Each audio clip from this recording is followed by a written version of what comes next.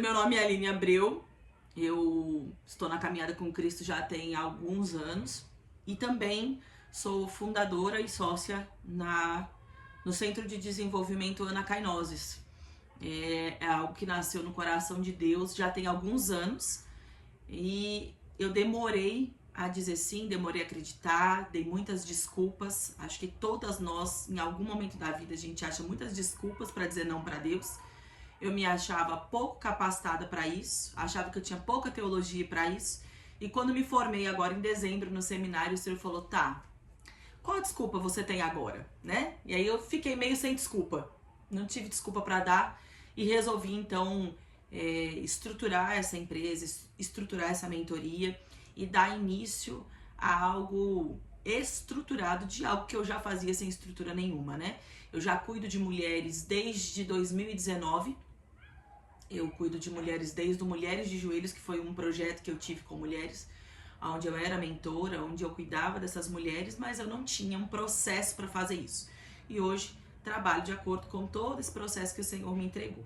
Nessa fase que o Senhor começou a trabalhar na minha vida, a respeito daquilo que eu vim para fazer, a respeito do meu chamado, que foi quando eu comecei a dizer não para Ele, nessa época eu estava querendo entender um pouco mais a respeito da minha identidade, mas não daquilo que eu me olhava, a respeito do que Deus via em mim, né? E nessa fase eu já era mãe de 3 filhos, já era casada, já tinha passado tantas coisas, mas ainda tinha tantas perguntas, ainda tinha tanto que eu não entendi do que Deus tinha falado pra mim. Deus falava muitas coisas, pareciam peças de quebra-cabeça soltas, e com o tempo essas peças foram se encaixando. E nessa fase, eu fiz uma pergunta para Deus, e eu vou contar isso para vocês já de início, porque faz total sentido com o que eu trago hoje para vocês, com algo que o Senhor colocou no meu coração. Eu fiz uma pergunta para Deus e falei, Senhor, eu não quero mais me enxergar como eu mesma me enxergo ou como os outros me enxergam. Eu queria saber como o Senhor me enxerga, eu queria uma revelação do alto. Só que nessa época, eu não tinha conhecimento bíblico suficiente, eu nunca tinha ouvido falar em hermenêutica, na arte de estudar a palavra, de escavar as escrituras. Eu era muito crua na palavra de Deus. Então, o que me sobrava realmente era falar com o Espírito Santo e entender e decifrar aquilo que ele estava falando comigo. Isso aconteceu em 2020. E aí eu comecei a orar e falar, Senhor, fala comigo, me mostra como é que o Senhor me vê. E o Senhor bradou grandemente ao meu coração e disse para mim, leia Cânticos dos Cânticos, capítulo 4. E é nessa temática que eu quero falar com vocês hoje. Foi nesse capítulo, nesses versículos, que o Senhor falou comigo a respeito da minha identidade. Só que na época, não me fez praticamente sentido nenhum, porque nós vamos ler juntas agora, e é algo muito profundo, cheio de símbolos, e ficaram muitas pontas soltas na minha cabeça. Apesar de, enquanto eu ler, eu queimar e pegar fogo do Espírito, entendendo mais ou menos o que ele queria me dizer, eu sabia que tinham verdades contidas a respeito de mim que eu não entendia. E eu quero ler esse capítulo com vocês, Cânticos dos Cânticos ou Cantares, capítulo 4, nós vamos ler esse capítulo inteiro. E eu queria convidar vocês para lerem então esse capítulo comigo. Diz assim, como és formosa, amada minha, como és formosa. Os teus olhos são como os das pombas e brilham através do teu véu. O teu cabelo é como o rebanho de cabras que pastam no monte de Gileade. Os teus dentes são como os rebanhos das ovelhas tosquiadas que sobem do lavadouro, todas produzem gêmeos, nenhum mistério há entre elas. Os teus lábios são como um fio de escarlate, a tua boca é doce. A tua fronte é qual pedaço de romã por detrás do teu véu. O teu pescoço é como torre de Davi, edificada para pendurar armas. 1000 escudos pendem dela, todos broquéis de valorosos. Os teus 2 seios são como 2 filhos gêmeos de gazela, que se apacentam entre os lírios. Antes que refresque o dia e caiam as sombras, irei ao monte da mirra e ao outeiro do incenso. Tu és toda formosa, amada minha. Em ti não há defeito. Vem comigo do Líbano, noiva minha. Vem comigo do Líbano. Olha, desce o cume de Amana, desde o cume de Senir, de Hermon, desde as moradas dos leões, desde os montes dos leopardos. Tiraste-me o coração, minha irmã, minha noiva. Tiraste-me o coração com um dos teus olhos, com um colar do teu pescoço. Que belos são os teus amores, minha irmã, noiva minha. Quão melhores são os teus amores do que o vinho? O aroma dos teus bálsamos supera todas as especiarias. Favos de mel manam dos teus lábios, noiva minha. Mel e leite estão debaixo da tua língua. E o perfume dos teus vestidos é como fragrância do Líbano. Jardim fechado és tu, minha irmã, minha noiva. Manancial fechado, fonte selada. Os teus renovos são como pomar de romãs, com frutos excelentes, com a rena e com o nardo, o alçafrão, o cálamo e a canela, com toda sorte de árvores de incenso, a mirra e o aloz, com todas as principais especiarias. És a fonte dos jardins, poço das águas vivas, ribeiros que correm do Líbano. Levanta-te, vento norte, vem tu, vento sul, assopra no meu jardim para que se derrame os seus aromas.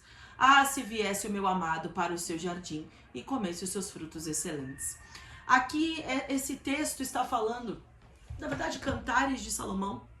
Ele está o tempo inteiro fazendo uma simbologia entre o relacionamento amoroso entre Salomão e a sua sulamita, né? E Salomão, quando ele escreve isso, ele está trazendo para nós um comparativo, né, uma simbologia do relacionamento do noivo Jesus com a noiva, com a igreja de Cristo, com a noiva de Cristo. E quando o Senhor me trouxe essa verdade, para mim foi um pouco complexo, porque eu lia tudo isso, eu achava extremamente poético, lindo, ok, mas eu não entendia as verdades propostas ali. E eu demorei de 2020 até 2025 para conseguir entender quais são as realidades incutidas nesse texto. E consegui entender, então, que o Senhor estava falando para mim como Ele me enxerga como meu noivo. Como ele me enxerga como meu Jesus, o meu Senhor, o meu dono. Como Ele me vê, não necessariamente é como eu estou hoje, mas é interessante para nós. Nós precisamos saber como Deus nos vê. Nós precisamos entender quem Ele deseja que sejamos. Ele nos enxerga dessa maneira e nós, como noiva, precisamos buscar essa identidade, precisamos buscar esse posicionamento, precisamos nos portar como a noiva de Cristo e como Cristo, como noivo, espera que nós nos portemos. Ele nos olha dessa maneira e nós precisamos fazer de tudo o possível para estarmos alinhada com os olhos de Deus, como Ele tem me olhado, como o Senhor tem me olhado. Né? Há um padrão celestial de identidade, há um padrão celestial de postura para nós como noiva, né? E nessa ministração, eu queria refletir alguns pontos desse texto com vocês, sobre a maneira como Deus está nos vendo, né? E como é que nós vamos, em resposta a isso, nos portar. Como é que nós vamos assumir essa verdadeira identidade como noivas preparadas e posicionadas do Senhor. Nós queremos ser a noiva, mas às vezes nós, até na vida pessoal mesmo, física, né? Nós queremos um príncipe encantado, mas não nos portamos como princesas.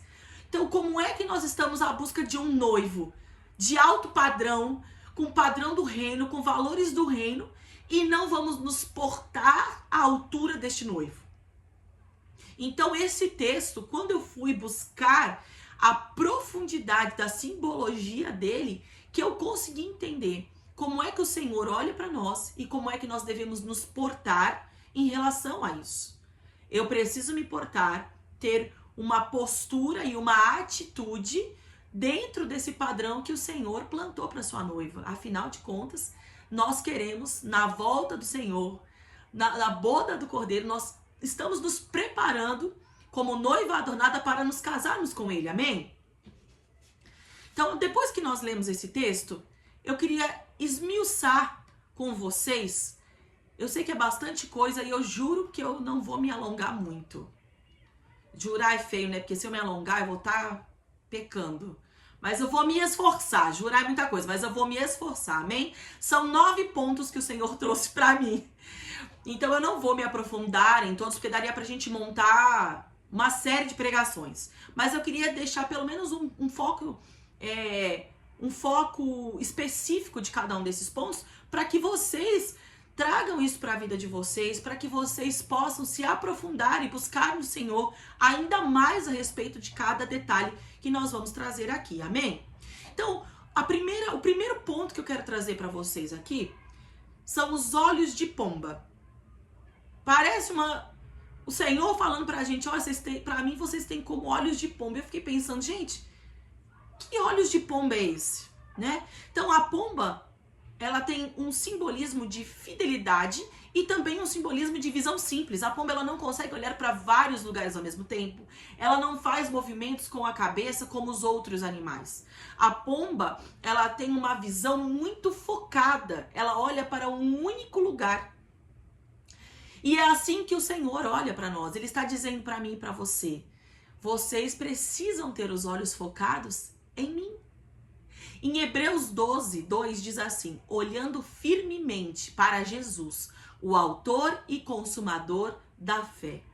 O nosso noivo, ele espera de nós, como noivas, que nossos olhos sejam fitos nele. Sabe quando a gente se apaixona por um homem, pelo nosso marido, pelo nosso namorado, pelo nosso noivo? E a gente pode passar o Brad Pitt do nosso lado. Os nossos olhos são do nosso amado. Aquele homem não tem brilho nenhum. Nós estamos morrendo de amor.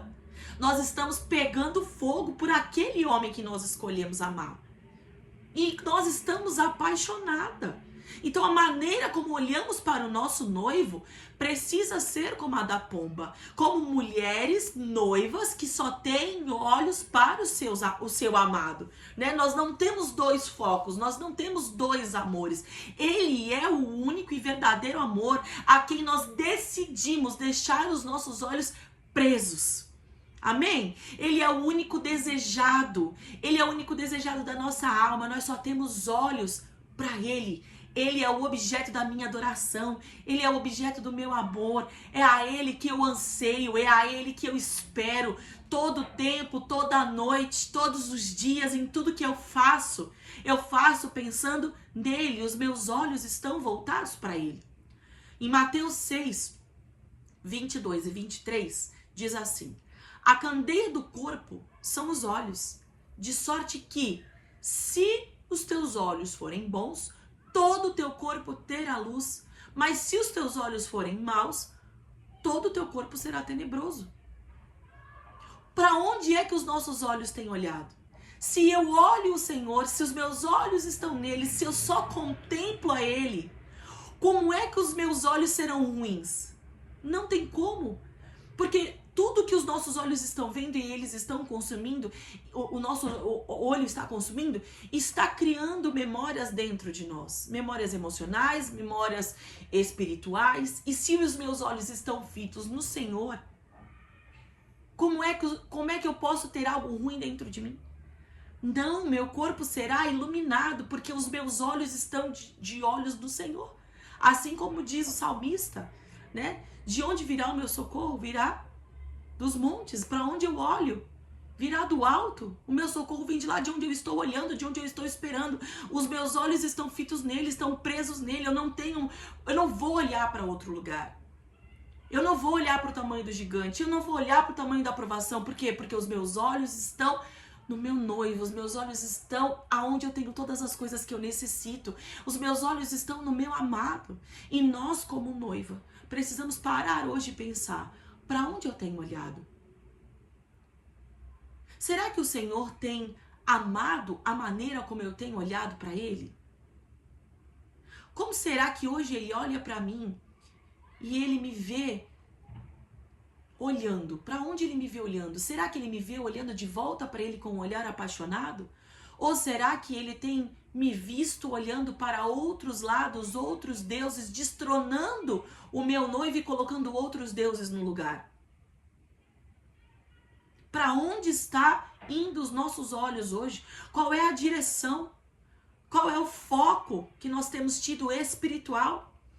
O meu foco está em ouvir aquilo que o meu Senhor quer, aquilo que o meu noivo quer? Ou eu estou olhando para a minha vontade, para o meu desejo e estou dizendo, meu noivo, espera aí. Fica esperando aí que eu primeiro vou aqui fazer o que eu quero, depois eu venho aqui falar com você? Para onde é que estão os nossos olhos hoje? Né? Nossos olhos, eles têm sido como da pomba? Ou nós temos colocado outras coisas no lugar? Hoje, essa é a primeira reflexão que eu queria que nós parássemos e pensássemos. A segunda reflexão, o segundo ponto que eu quero trazer para vocês aqui, são os cabelos como de cabra. Falei, gente, eu nem sei que cabra de Gileade é essa, nunca vi a cabra de Gileade. Como que eu vou entender? A gente entende buscando e tentando entender aqui o que esse homem estava querendo falar para nós, né? E eu achei um significado surreal. Eu nunca pude imaginar que Deus me enxergava assim. E quando eu digo me enxergava, foi porque foi algo entre eu e Deus. Mas quando ele está falando entre ele e a noiva, não é só sobre mim, é sobre todo mundo que é noiva. Não é só algo pessoal entre eu e ele, mas isso serve para todas nós que estamos aqui, amém? Então, o que fala quando a Bíblia fala a respeito de cabelo? Que simbologia que isso traz para nós? O cabelo, ele traz uma conotação de obediência rendida, de uma consagração visível. É por isso que até algumas igrejas, até evangélicas mesmo, elas trazem uma questão de cabelos compridos e tal para consagração. Elas baseado nisso, não que isso tenha que ser uma doutrina. O cabelo, ele traz essa questão dessa obediência rendida, uma consagração visível. Onde nós vemos isso na palavra de Deus? Nós vemos em Sansão. Por que ele tinha o cabelo comprido, que fala em Juízes 16? Ele tinha um voto de Nazireu. O voto de Nazireu nada mais era do que um voto de separação, de santificação. Hoje, nós temos esse voto com Deus já impresso em nós através da aliança que nós temos com Cristo. Nós não precisamos ter um voto de Nazireu, não cortar cabelo. Não há uma necessidade, né? Mas quando nós vamos trazer isso para dentro de uma simbologia bíblica, é o que o cabelo está apontando, né? Quando nós trazemos lá em 1 Coríntios 11, quando Paulo está falando, claro que ali é um contexto específico para a igreja de Corinto, existe todo um pano de fundo dessa história. As mulheres que estavam ali em Corinto, que é uma cidade portuária, elas eram ali tinha muita prostituta por ser cidade portuária. Eu que sou de Santos, né? Vim de lá para cá, para Barueri. Posso dizer isso, né? Perto de área portuária tem muita prostituta. E só que nessa época, as prostitutas raspavam o cabelo. Então, quando elas se convertiam, o que elas precisavam fazer? Você não convertia hoje, amanhã você tava com cabelão, né? Então, o que elas faziam? Elas colocavam véu, que era uma maneira delas mostrarem ao mundo uma consagração visível e dizendo, o meu cabelo não cresceu, mas eu faço questão de me diferenciar das mulheres que não são separadas, então eu estou me separando ao Senhor. Então o cabelo, ele sempre vai levar para um lado dessa representação externa de um comportamento interno. Amém? Quando nós falamos das cabras, e aí nós vamos juntar as duas coisas aqui, nós estamos falando de cabras, dessas cabras de Gileade, que elas têm um símbolo de separação também, mas de firmeza. As cabras de Gileade, elas eram separadas em pastos diferentes, elas ficavam em pastos altos, em pastos íngremes. Elas eram diferentes de ovelhas, por exemplo. A ovelha, ela é frágil. Quando o Senhor está comparando o seu povo com ovelhas, ele está dizendo o quê? É um povo frágil, é um povo difícil. Não sei se você já viu um videozinho que tem na internet, que o pastor vai lá e tira a ovelha de um buraco. Ela saiu do buraco, ela dá 2 pulos, ela se enfia no mesmo buraco. Porque nós, quando ainda estamos nesta fase de imaturidade, é justamente o que nós fazemos. Mas quando nós vamos falar a respeito de uma noiva de Cristo, nós estamos falando de mulheres que estão caminhando em maturidade, amém? Então ele já nos compara aqui a cabras de Gileade, que são cabras separadas, que viviam em pastos altos, em pastos íngremes, são diferentes de ovelhas. Elas já não são animais frágeis, elas são animais fortes. Elas são animais que são adaptáveis. Elas são independentes de conforto. Elas sabem andar num pasto íngreme sem cair. Elas são diferenciadas. Nós estamos falando aqui de uma noiva que é consagrada, mas que ela já está caminhando numa maneira diferente de maturidade. Ele está dizendo para mim e para você: noiva minha, eu enxergo você separação, santidade, maturidade. Eu enxergo em você algo diferente. Eu enxergo em você uma noiva madura. Eu não enxergo em você uma menina de 9 anos que não está pronta para se casar. Eu enxergo em você maturidade. Eu enxergo em você separação. Você não se mistura com coisas do mundo. Você é separada. Você não se envolve com qualquer pessoa. Você não se assenta em qualquer mesa. Você não usa qualquer roupa. Você é separada, noiva minha. Aleluia! Como é que nós temos comunicado visivelmente a nossa consagração? Se nós fôssemos agora aqui abrir os nossos Instagrams. Eu entrei esses dias atrás aí num negócio de mulheres, que aí uma via as postagens da outra, engajava com tudo cristã. Gente, eu entrei, eu fiquei um dia, eu saí. Porque era um tanto de mulher cristã que postava foto extremamente sexy, com a legenda de um versículo, que pra mim foi uma vergonha alheia. Porque não basta eu dizer que sou de Cristo, eu preciso me portar à altura disso. Não basta eu dizer que sou noiva, eu preciso me portar à altura do meu noivo. Amém? Então, se nós fôssemos olhar, e eu não quero expor ninguém, eu quero que você faça uma introspecção. Eu quero que você olhe para você mesma e diga como eu estou me portando, como eu estou comunicando. Quando eu entrei no Carisma, eu tava como monitora, eu não trabalhava, não era staff lá, não tinha cargo nem nada. Eu tava como monitora, servindo voluntariamente. E o pastor Adriano e a pastora Fabiana vieram morar aqui e assumiram a coordenação geral do Carisma. A pastora Fabiana trabalha com consultoria de imagem. E aí a gente conversando sobre a questão de vestimentas do Carisma, e ela falou algo pra mim que na hora eu tive que parar e fazer uma autoanálise, e não era sobre mim que ela estava falando. Nós estávamos conversando a respeito do código de vestimenta do Carisma. E ela falou assim: nós precisamos deixar claro para eles que eles estão estudando para serem ministros do evangelho. E eles precisam começar a se vestir de acordo com o seu chamado. Gente, naquele momento, parecia que uma faca tinha entrado no meu coração. Eu olhei pra mim, eu não tava indecente, eu não tava nada. Só que eu sei qual é o meu chamado. Aí eu olhei pra mim, eu tava sem uma maquiagem. Acho que eu tava esse dia com o cabelo preso, nem lembro. Camiseta, calça jeans e tênis. Gente, tem algum mal nisso? Não, gente. Mas, infelizmente, o mundo olha primeiro como você se veste pra depois olhar o que você carrega. E muitas vezes nós não conseguimos comunicar o que nós carregamos pelo fato da maneira como nos estamos comunicando de maneira calada. E aí eu olhei pra mim e disse: gente, eu não tô comunicando, não. De acordo com o que ela tá me ensinando aqui, eu não tô comunicando. Então, às vezes, não é só uma questão de você olhar pra você mesma e saber se você tá colocando o seio de fora numa foto. Não é só sobre isso. Mas se você sabe quem é em Cristo, você está comunicando. Quando o Senhor me chamou pra obra e me pediu pra ficar 2 anos estudando e sem trabalhar, e eu era workaholic, eu queria trabalhar, eu fiz um contrato de trabalho com Deus. Eu falei: o Senhor tá me chamando pro ministério, o Senhor tá me chamando pra trabalho. Então, Senhor, eu quero te pedir que o Senhor cuide do meu cabelo. Parece uma coisa boba, mas eu disse: Senhor, como eu vou dizer pras mulheres que o Senhor tá me chamando e depois eu vou dizer que o Senhor não tá cuidando? Elas vão olhar pra mim, vão ver uma mulher largada e desleixada. Qual é o marido que não cuida da sua noiva? Gente, é muito interessante. A gente acha que são coisas bobas, mas o Senhor cuida de nós. Ele cuida de nós como marido, como esposo, como amado. Eu nunca fiquei sem fazer cabelo. Essa semana, a minha amiga que é cabeleireira me chamou e falou: amiga, mudei pro meu salão. Antes ela servia em outro, ela trabalhava em outro salão. Agora ela abriu dela e falou: eu faço questão de te atender. Eu que não fui lá ainda porque não consegui tempo. Mas o Senhor, desde então, ele sempre levantou pessoas para cuidar de mim. Então o Senhor, ele se preocupa em como é que nós estamos representando o reino, como é que nós estamos comunicando. Como hoje nós estamos comunicando a nossa consagração ao Senhor?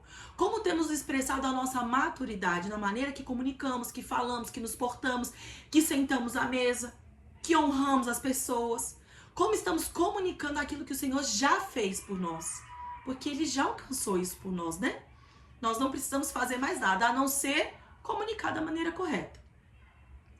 O terceiro ponto que eu queria falar com vocês está nos dentes como ovelhas. Eu falei, Deus, aqui o Senhor pegou pesado, porque o que é que tem a ver dente de ovelha?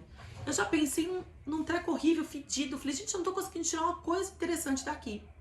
Só que quando nós oramos e nós falamos com o Senhor, o Espírito Santo de Deus nos leva a buscar estudos em lugares que você antigamente não buscaria. E a gente consegue entender coisas que a gente jamais entenderia somente de ler. E aqui vai dizer assim, ó, que os dentes simbolizam estrutura e nutrição. Nós somos chamadas a crescer espiritualmente. Nós somos chamadas a sair do leite. O dente, ele vai falar de pessoas que já estão prontas e maduras para se alimentar de palavras sólidas. Pessoas que já são firmes, que são equilibradas. E quando eu digo equilibradas, o que que é? É você ter o equilíbrio da palavra. Você não está pendendo nem para um lado de heresia, nem para o outro, nem para o 8, nem para o 80. Você tem equilíbrio. Em Hebreus 5, do 12 ao 14, diz assim: de fato, embora a esta altura já devessem ser mestres, vocês precisam de alguém que lhes ensine novamente os princípios elementares da palavra de Deus. Estão precisando de leite e não de alimento sólido. Quem se alimenta de leite ainda é criança e não tem experiência no ensino da justiça. Mas o alimento sólido é para os adultos, os quais, pelo exercício constante, tornaram-se aptos para discernir tanto o bem quanto o mal. Então, quando a gente está falando dos dentes das ovelhas, aqui está falando sobre essa maturidade espiritual. Pessoa que saiu do alimentinho fácil, que já está conseguindo discernir o bem, discernir o mal, ler a palavra de Deus e discernir, ensinar, transbordar. Então, o que é uma noiva madura? Uma noiva madura, uma mulher madura, é uma mulher que ela tem alinhamento entre coração, boca e conduta. Então eu penso, tenho aquilo no meu coração, na minha alma, cravado no meu intelecto. Disso eu falo, porque a boca fala do que o coração está cheio. E daquilo que eu falo está alinhado com a minha conduta. Porque eu não posso estar falando algo, mas tendo uma conduta diferente. Isso é hipocrisia. Então, uma noiva madura, ela tem esse alinhamento. A sua conduta é compatível com o que ela prega, com o que ela sente, com o que ela se move, com o que ela acredita, né? São ovelhas que já foram tosquiadas, que passaram pela poda. Aqui no versículo vai dizer assim: os teus dentes são como o rebanho das ovelhas tosquiadas, sobem do lavadouro, todas produzem gêmeos, nenhum estéril há entre elas. Quando fala de subir do lavadouro, está falando de ovelhas que já foram lá ser cuidadas. A ovelha, se ela não for tosquiada, o tosquiar da ovelha é um ato de amor. Porque se ela não for tosquiada, começa a emaranhar tanta coisa no pelo dela, que ela fica tão pesada que ela não sai mais para beber água e nem para se alimentar. E ela morre.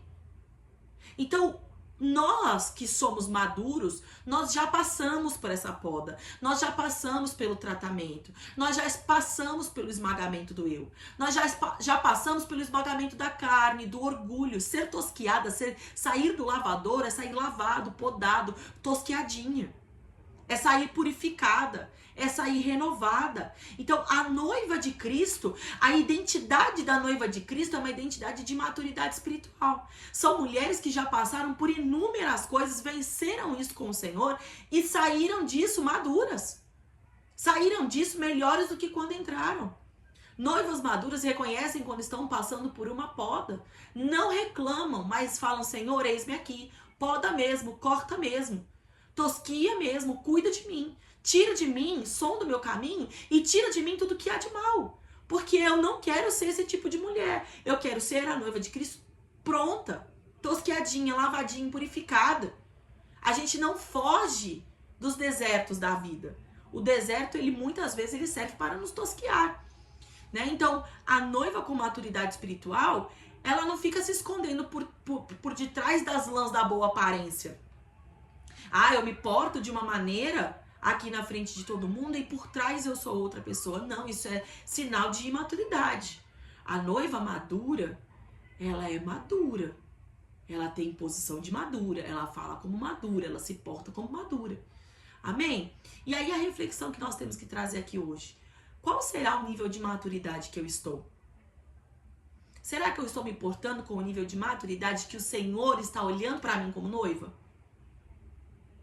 Será que eu estou nesse nível de maturidade hoje? Será que o Senhor pode contar com essa minha maturidade? Quarto ponto que eu quero trazer para vocês aqui. Lábios de escarlate. Coisa mais linda. Mateus 12:34 diz: a boca fala do que o coração está cheio. E aí a minha pergunta para vocês é: o que a boca da noiva anda dizendo? Estou falando para nós analisarmos a nós mesmas, né? Como noivas, não a gente analisar a igreja de Cristo como um todo, mas a nós mesmas. O que a minha boca tem falado? Minha boca tem abençoado ou tem amaldiçoado? A minha boca está servindo de acusadora ou a minha boca está servindo de curadora? A minha boca está abençoando, está amando, está esticando, está injetando fé nos outros, ou a minha boca está diminuindo pessoas? Como a nossa boca tem sido nesse momento? Como a boca da noiva está falando? A boca da noiva está falando com autoridade? Ou a boca da noiva está se diminuindo, achando que o inimigo é maior do que ela? Achando que as batalhas podem vir e retalhar e etc e tal. Não, minha irmã. Você é noiva. O seu lábio é cheio de autoridade. Autoridade no nome de Jesus. E como é que nós sabemos que a boca, o lábio dessa mulher, ele tinha autoridade? Porque a cor dele era escarlate. Escarlate fala de rendição, fala da cor do sangue de Cristo, aponta para a nossa aliança como noiva. Nós carregamos na nossa boca o testemunho da salvação. Será que nós estamos falando como uma noiva aliançada com o seu noivo? Será que nós não estamos destronando o nosso noivo com a nossa boca? Zombando do nosso noivo ou até zombando da noiva? Como será que nós temos usado a nossa boca para dar testemunho? Para que outras pessoas olhem e falem: meu Deus, eu quero ser noiva também. Eu também quero ser aliançada com esse noivo. Esse Deus maravilhoso. Esse Jesus que morreu por mim e que vai voltar para me buscar. Será que nós temos sido noivas avivadas? Amadas, as nossas palavras, elas precisam estar alinhadas com as palavras do céu. O que o céu tem falado? Qual direcionamento nós temos tido do céu? E o que nós temos feito com isso? Será que nós estamos parando para ouvir o céu? Para nos alinhar com o que o céu está falando? Para nos alinharmos com o direcionamento que o Senhor está nos trazendo? E estamos comunicando isso não só através da nossa veste, como vimos, mas também através dos nossos lábios escarlate? Será que a nossa boca tem sido como boca de mulheres aliançadas com esse Cristo? Essa é uma outra reflexão para nós hoje. Estamos chegando na metade, gente. Estão passando a metade agora. Glória a Deus. O quinto ponto que eu quero trazer para vocês aqui, ó. Pescoço como torre de Davi. Lindo, lindo, lindo isso aqui, gente. O que o pescoço faz? O pescoço, ele liga a cabeça que é Cristo com o corpo que é a noiva. E não é um pescoço endurecido, como em outras passagens bíblicas fala, que dá uma intenção de insubmissão. Não. É uma sustentação, é uma torre de Davi. Davi não construía qualquer torre, mas ele construía torres de lugares onde ficavam os sentinelas de olhos, para saber quando estava vindo alguma guerra, quando estava vindo algum ataque. Não é qualquer torre, é a torre de Davi. Gente, a coisa mais linda é isso. Nós somos chamadas aqui a nos posicionar espiritualmente com autoridade, mas também com submissão ao Senhor. Porque nós somos conectadas. É o que nós somos. Nós conectamos esse pescoço, essa torre, ela conecta o corpo da noiva ao cabeça. O corpo sem noiva, o corpo sem cabeça não é nada, não pensa, não tem autoridade, não caminha para lado nenhum, tá morto. Mas nós, como noiva, nós temos um cabeça conectado a nós, que nos dá direcionamento, que nos aponta, e por causa dele nós temos a autoridade nessa terra. Nós temos que entender que somos chamadas a nos posicionar espiritualmente, não de qualquer jeito, mas com coragem, com honra, com submissão ao governo de Cristo. E o que isso quer dizer? Nós precisamos nos posicionar firmemente, com essa autoridade, com essa postura e com uma disposição para obedecer a quem? O cabeça onde estamos conectadas, né? Se somos como a torre de Davi, nós somos firmes, nós somos estáveis. Lembra que falou da cabra de Gileade, que ela era colocada em terrenos íngremes das alturas? Nós podemos ser colocadas em terrenos íngremes. Por quê? Porque somos estáveis. O terreno por onde andamos não nos deixa instáveis. As situações não nos deixam estáveis em meio à batalha. Por quê? Porque temos autoridade, porque somos madura, porque estamos ligadas no cabeça. Não somos qualquer uma. Não é qualquer vento de doutrina, ou qualquer vento de problema, ou qualquer vento de heresia que pregam para nós que vão nos levar. Não, nós somos maduras na palavra, somos maduras no Senhor, nós ouvimos o nosso noivo, somos submissas a Ele. Nós somos diferentes. Nós somos a luz do mundo, o sal da terra. Nós somos mulheres posicionadas. Não aceitem qualquer outro tipo de identidade. Uma identidade deturpada que vai dizer que você é fraca, que você tem que ser submissa para ser forte, que você tem que ser empoderada. O nosso poder não está no nosso empoderamento pessoal. O nosso poder vem de sermos o quê? Submissas ao nosso Senhor, conectadas a Ele como noiva.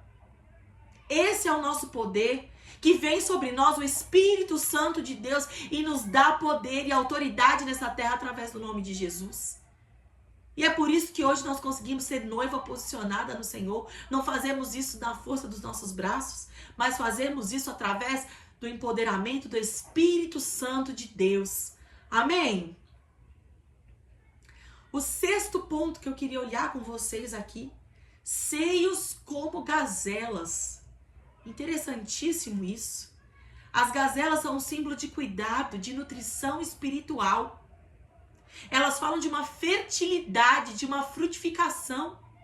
Mulher que é chamada a alimentar outros. Mas não é de qualquer jeito, não.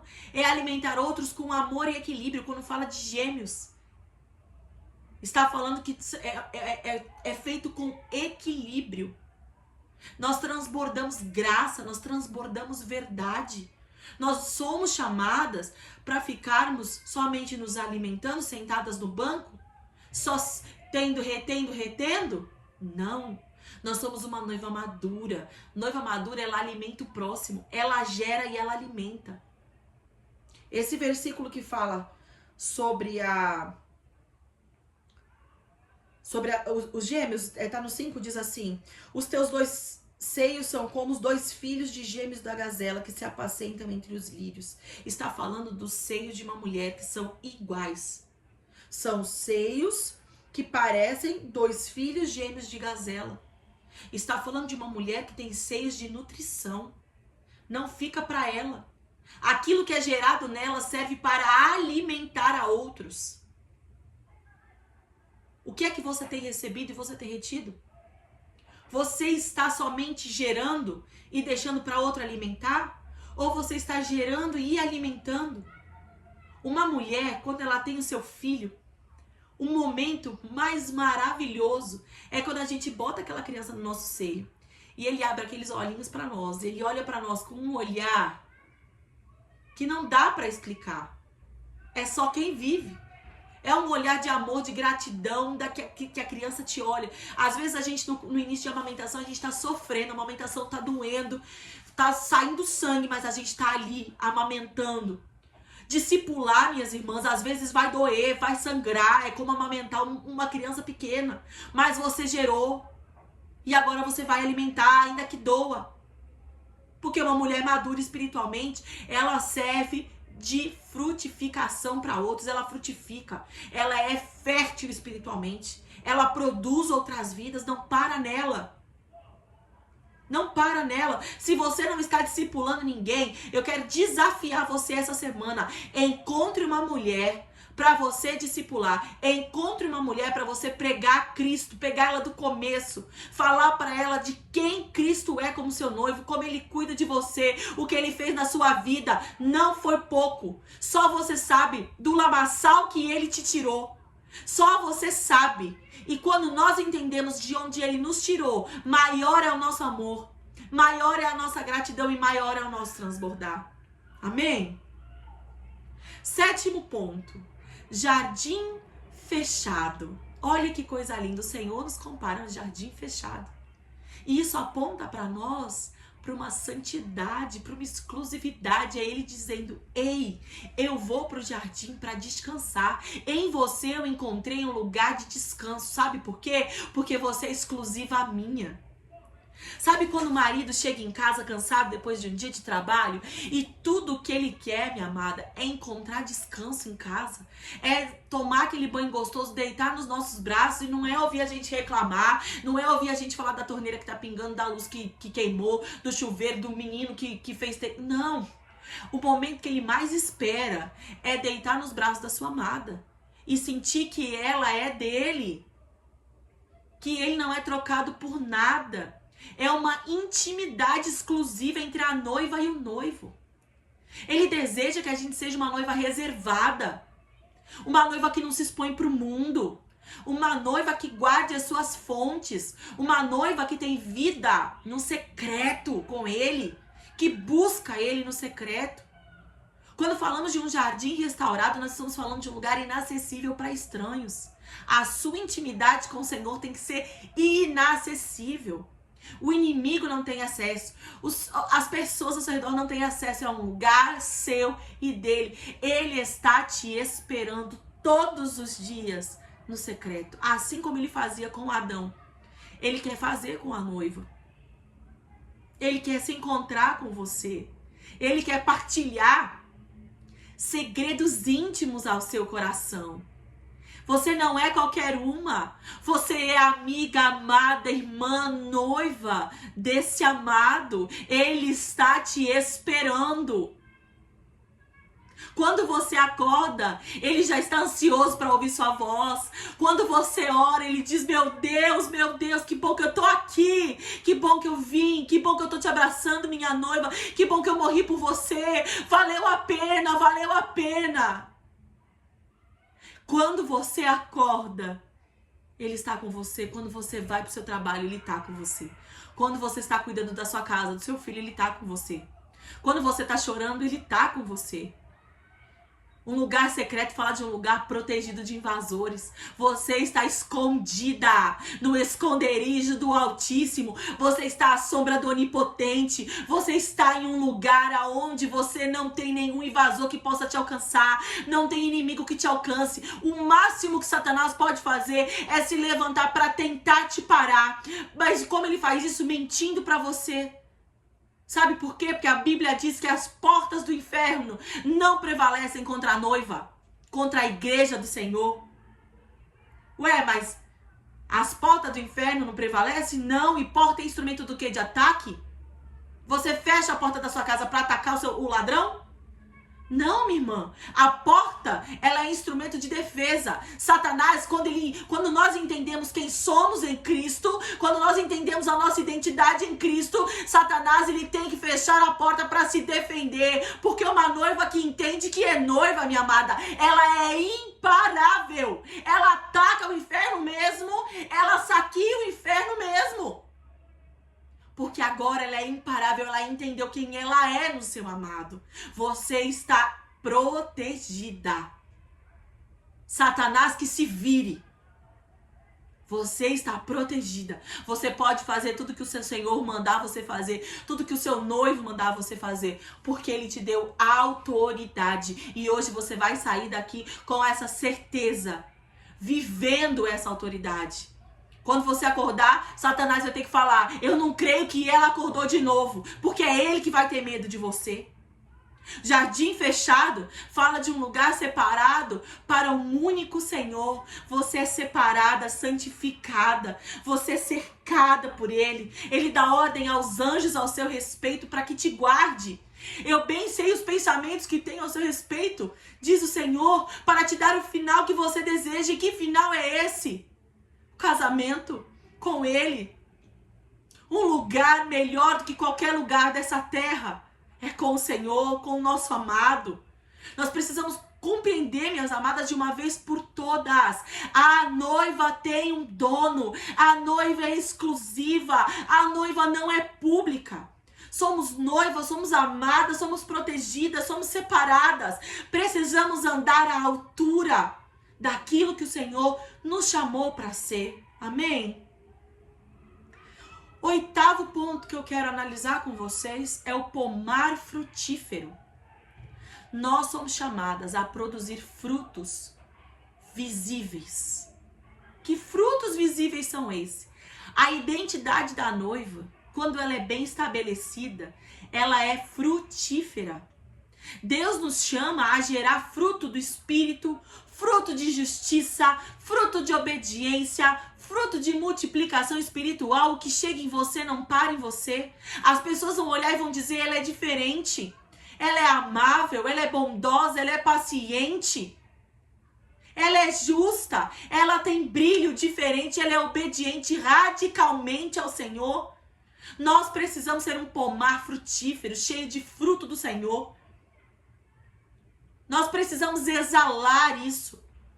Dentro desse jardim, o noivo, ele encontra uma diversidade de bons frutos.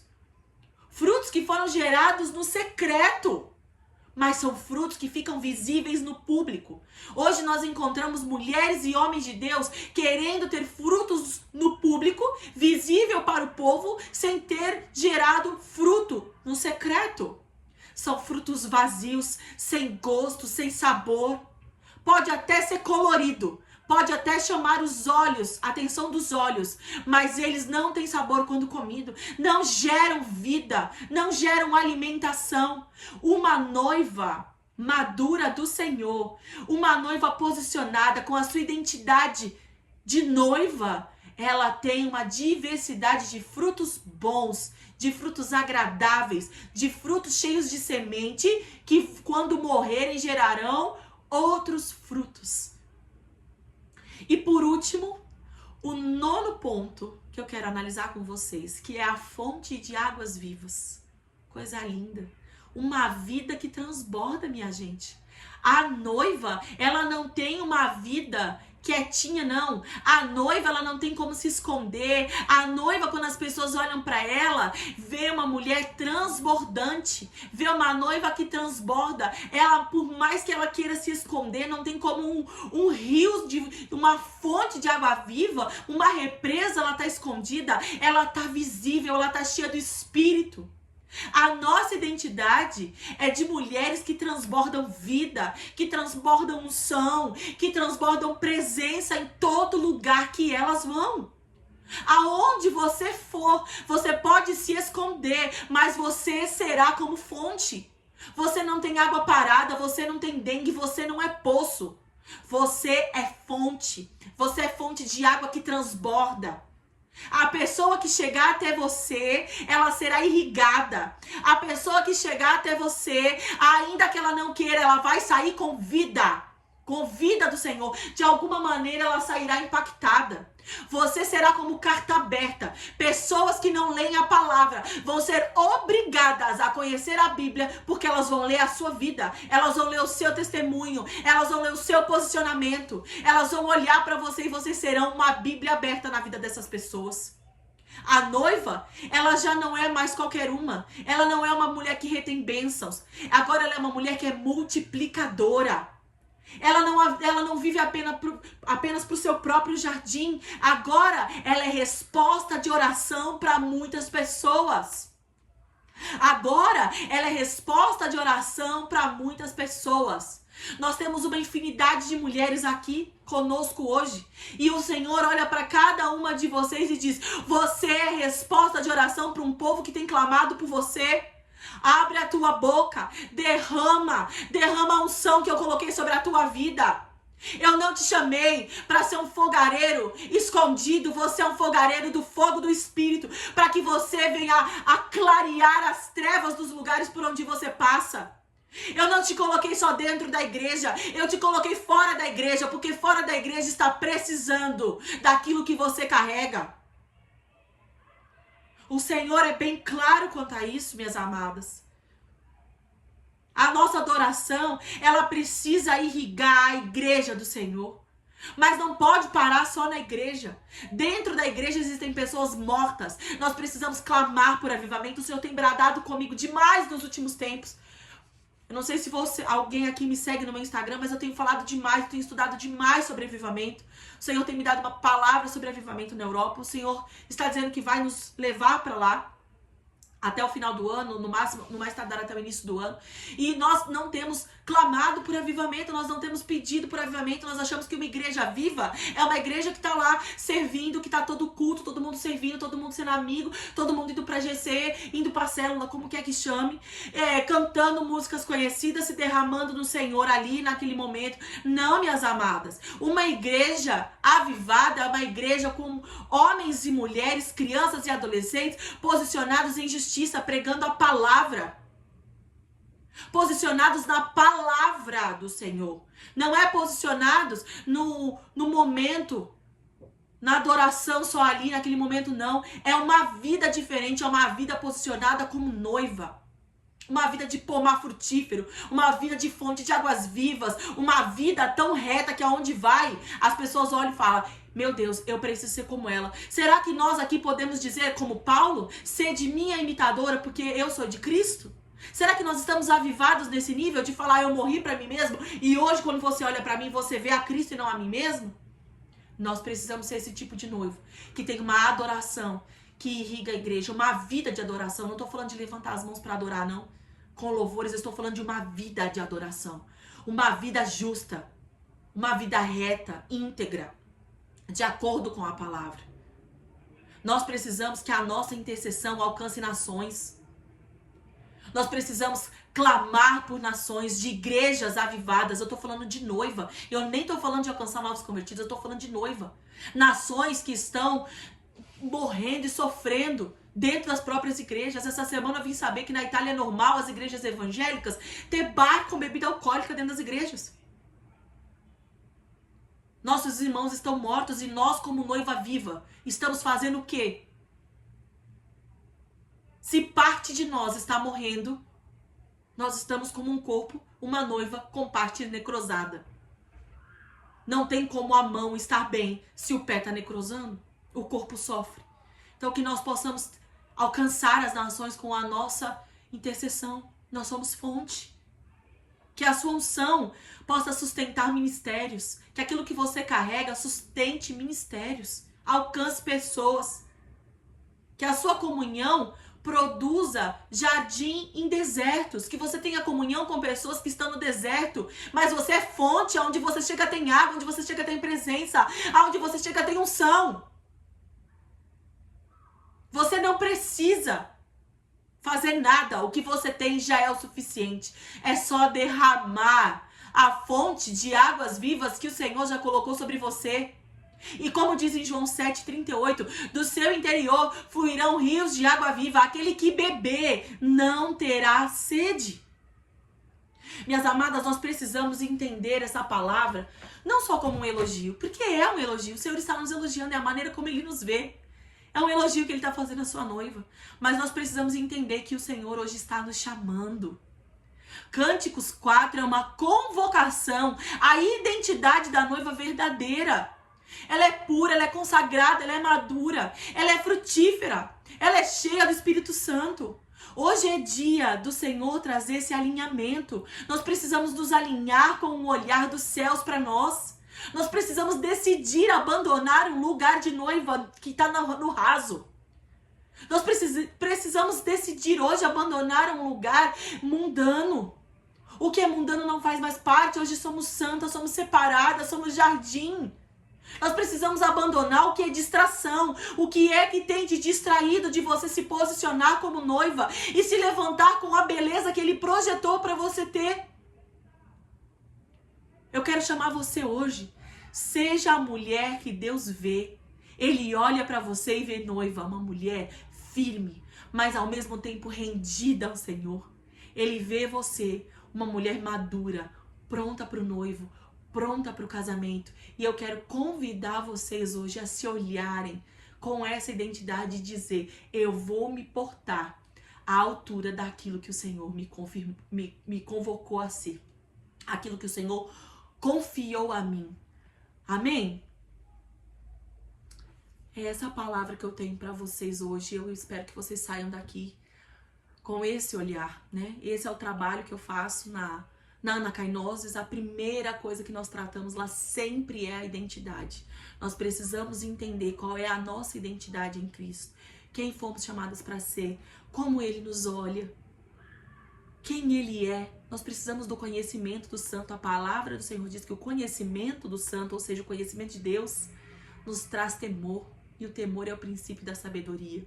Se nós queremos viver essa vida santa, consagrada, diferente, nós precisamos entender quem somos. Precisamos deixar para trás traumas, precisamos deixar para trás coisas que plantaram em nós e tomar posse dessa identidade do Senhor, para que possamos de fato viver aquilo que o Senhor tem para nós, para que possamos de fato viver na plenitude do que Ele nos chamou, a plenitude de intimidade, a plenitude no nosso ministério, a plenitude no nosso chamado. E é essa a convocação que o Senhor tem trazido sobre a minha vida. Eu espero em nome de Jesus que hoje eu tenha sido bênção na vida de vocês, em nome de Jesus.